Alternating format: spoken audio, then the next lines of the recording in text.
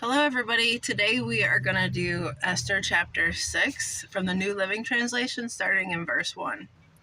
That night the king had trouble sleeping, so he ordered an attendant to bring the book of the history of his reign so it could be read to him. In those records he discovered an account of how Mordecai had exposed the plot of Bigthana and Teresh, two of the eunuchs who guarded the door to the king's private quarters.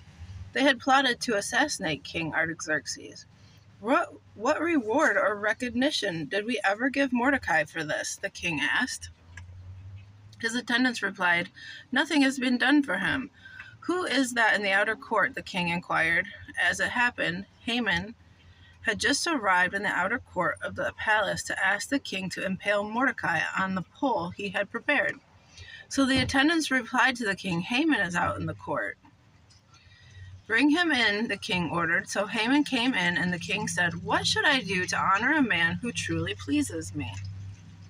Haman thought to himself, "Whom would the king wish to honor more than me?" So he replied, "If the king wishes to honor someone, he should bring out one of the king's own royal robes, as well as a horse that the king himself has ridden, one with a royal emblem on its head.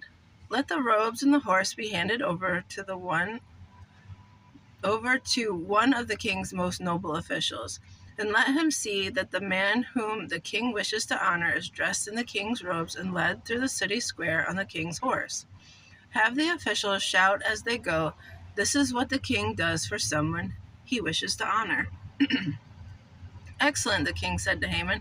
"Quick, take the robes and my horse and do just as you have said for Mordecai, the Jew, who sits at the gate of the palace. Leave out nothing you have suggested." So Haman took the robes and put them on Mordecai, placed him on the king's own horse, and led him through the city square, shouting, "This is what the king does for someone he wishes to honor." Afterward, Mordecai returned to the palace gate, but Haman hurried home, dejected and completely humiliated.